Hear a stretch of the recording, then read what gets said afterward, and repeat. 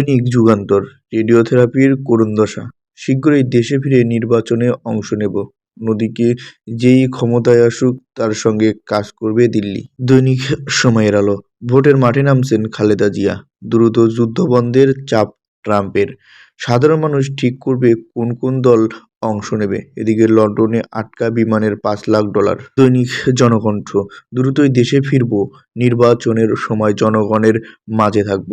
এদিকে বড়দিন সামনে রেখে গার্মেন্টস খাতে চাঙ্গা, আয়নার মতো স্বচ্ছ নির্বাচন করতে চাই, সবার সহযোগিতা প্রয়োজন। দৈনিক প্রথম আলো, গণভোট নিয়ে ঐকমত্য হলেও জটিলতা কাটেনি। এদিকে ইংরেজি গণিতে দুর্বল শিক্ষার্থী বেড়েছে, অন্যদিকে হলের বাইরে ভোটাররাই ফ্যাক্টর। দৈনিক ইনকিলাব, মহাসংকটে পোশাক খাত, দ্রুতই দেশে ফিরে আসব, খাগড়াছড়ির সহিংসতায় উস্কানিদাতাদের খোঁজে পুলিশ। দৈনিক সমকাল, গ্যাস এনেও উৎপাদন সাশ্রয়ী, তবু বাড়ছে সার আমদানি, দ্রুত দেশে ফিরে আসব, নির্বাচনে অংশ নেব। এদিকে টিভি বিজ্ঞাপন, নকশিকাথার $25 কোটি হ্যাপিস। দৈনিক ইত্তেফাক, দ্রুতই দেশে ফিরব, নির্বাচনে অংশ নেবে বললেন তারেক রহমান। এদিকে গাজায় আগ্রাসনের 2 বছর আজ, ইসরায়েল বিরোধী বিক্ষোভ বেড়েছে।